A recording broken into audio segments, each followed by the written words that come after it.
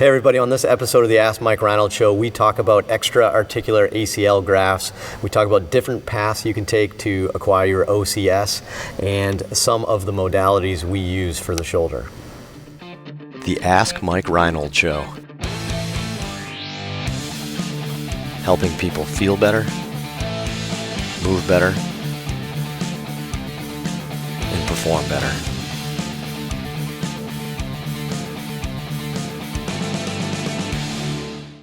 Hey, welcome back everybody to the latest episode of the Ask Mike Reinold Show. We're here answering a bunch more of your questions on this episode. I got Lenny Macrino with us. We're missing Dave Tilley today. Did you say Lenny Macrino? Did I say that? Did I really? Spanish. I'm bad with names. That's why we have Evan 11 here, and we have Nickelodeon here from BU. So Evan 11 is from Sac State.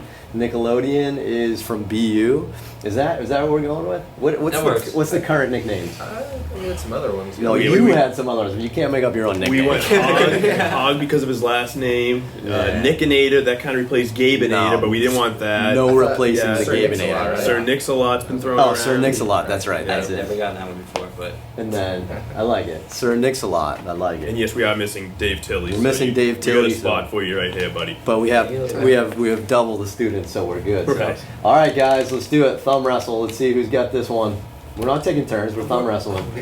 Ready? Go. 1, 2, 3, go. Go. Just get it. Oh, what a battle! What a battle! Now the thumb size seems even. I think we're good. Sir Nix-a-Lot wins the thumb wrestle. All right, Nick. All right. What do we got? What is your opinion on traditional ACL repair, allograft or autograft, versus an extra-articular approach in regards to return to sport and long-term functional outcomes?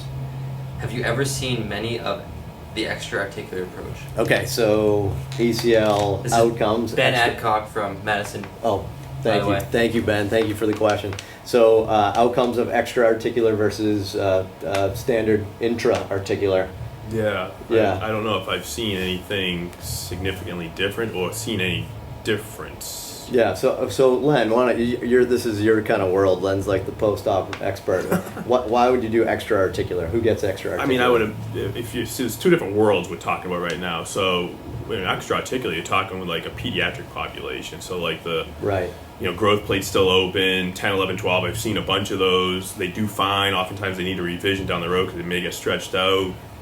Has that been shown? I don't know off the top of my head. The ones I've seen oftentimes need some kind of revision down the road. Anecdotally, yeah. Right. Not always. So I got to look into that further. So maybe we'll get back to you on that one. And then you're talking extra-articular versus allograft, autograft, and that's going to be, to me, a no-brainer because now you're talking about a mature population who needs, I would say, an autograft, and then you got to break the autograft down into patella tendon, hamstring tendon, quad tendon. And to me, patella tendon is going to be your gold standard if you are less than 30 years of age. And now we're getting into a whole different world of graft choices and all that. But so let's go back to what you were saying. You said it's intra versus extra. So nuts, and all that. So I think research is beginning to show that intra-articular, if you're talking about a pediatric population, is safe, but I don't think people want to risk it, and I don't think doctors want to challenge a growth plate. And so they're going extra-articular still, and the kids do fine. They do well. They get back to their normal. They actually do too well. They heal so quickly that they want to bounce around so quickly. And that could be why the grafts that I've seen and may stretch out a little. So something to keep in mind is go slowly with those kids somehow because they heal so quickly. So, and why do they do extra-articular in pediatrics? To protect the growth plate, to protect the physes. They don't want to drill a tunnel. They don't want to drill, They don't want to drill a tunnel through a growth plate. Right. So if you're talking about, outcomes and why you would pick one versus the other, it just comes down to age. You wouldn't do an extra-articular in an adult. No. I don't think anybody would. Right. I don't want to speak for every physician in the world, one, but extra-articular because your growth plates are open. So I don't want to say it comes down to you don't have a choice, but I would say that's a fairly common approach with, Right. with the youth still is extra-articular. So it may not matter. It may not be a choice. It just may be based on the particular I think person. age is going to come down to growth plates on X-ray. Yeah, that makes sense. Yeah. Good. So, all right, great. Awesome. What's next? What's number 2? Greg from California says, "Hi, Mike and the crew." Duck crew? Like, he did you said spell with it Duck DA. crew? Yeah. Who's this from? Greg. I like it, California. Greg. Thanks, Greg. That's awesome. Duck crew. What particular modalities do you find most useful for your shoulder patients, and what brand and model laser unit do you use? Oh, wow, specific one. Speaking of that, I am going to shut the laser off. Yeah, 'cause it's burning, So- Fan is burning running. energy. So, all right. So, what modalities do we use for what? Said For shoulder? Your shoulder patients. For shoulder patients, okay. All right, well, I mean, I guess we'd use whatever modalities are necessary, not to Right. answer that poorly, but heck, I mean, we use a variety of things. We do use the laser, like you said. We have a cold laser that we use. What's our model number? I don't know. I don't know. It's the Light Cure. It's the 15-watt Light Cure. Yeah. So Light Cure is the brand that we use. That's the important part. I think they have like 2 or 3 models now that Light Cure has. But Light Cure, to me, is one of the best lasers we've used. It's a class 4 laser, Yeah. so it's your powerful laser versus the class 3B laser. So when you're using this one, it gives off a heating response. You got to wear glasses to protect your eyes versus the class 3B, which is, I think, 10 times less powerful. You can hold it on the skin. Each one has a spot. The 3B doesn't go as deep as the class 4. Now we're going into lasers right now. I don't Wow. This is my You're nailing sorry. it. No, Sorry. sorry. Not really So, impressed but with your yeah, laser knowledge. we use the class 4. I like the class 4, and people like it because they feel the heat. Believe it or not, when people feel something, they respond better to it. So I think And the power helps with depth, too, right? correct. The power So- helps with depth, and I've Pretty seen neat. anecdotally, wounds heal quicker with a laser than if you weren't lasering it. 6 weeks out of some kind of surgery, it's not healing. Laser it a couple times, like whoa, it's healing. Yeah, so that's my I, anecdotal. I think I've used like 10 different lasers in my career, just as they kind of kept coming out, would get like new lasers. And I would say, the Light Cure has definitely been Right. the one that's, it's been noticeably better or whatever. So Yeah. it's interesting. I don't know if, I don't know, you guys probably can't see this for those that are watching it, but I accidentally burnt a hole in the wall the other day with the laser. I want to share that with you. I don't know how I did it, but I somehow, sorry Light Cure if I'm sharing this, I shouldn't be sharing that. I somehow put it back in the holster with the button down, and there's literally a hole in the wall right here. So it's a very powerful laser. So That's I was great. working on somebody, and I'm like, what's that smell? Do you guys smell anything? And I turned around, and the laser's still on, burning a hole in the wall. So so it's pretty powerful, but we use laser. Laser helps regenerate the tissue a little bit faster, and we've seen that. It's got a ton of good wound research. I started using it in my baseball players to work on calluses and blisters when they had like open wounds on their hands, and just kind of kept going with that. So we'll do that now on cuff insertion points and just areas we want to promote healing. So we use laser. We use ultrasound at time. I mean, I don't know. We don't use it a ton, but I mean, we don't avoid it. Sometimes we use it on the shoulder just as needed. We may use some of the electrical stim things. Again, are we solving any problems with e-stim? No, but if somebody's in a lot of like acute pain and they're all spasming and they just want to get a little relief, we could do some quad inferential or something like that. I mean, We use the complex for Yeah. muscle pumping for recovery. that's true. Yeah, I guess that's a Baseball modality. players love that. They Yeah. love after a throwing session, they've been throwing Yeah. a lot for their teams. They come in and get some arm care work, and then we put them on the complex. Yes, yeah, Compex is a nice little device that supposed to help with the muscle kind of pump phenomenon, I guess, is what they're saying. And iontophoresis, we don't use iontophoresis, but I kind of miss it. It's, Yeah. You got to jump through hoops to get the medication and all that, but Yeah. it's a different world. I miss iontophoresis. I wish we could use it a little more. I think that's a modality that I've seen give me a quick bang for the buck, that acute tendonitis, Yeah.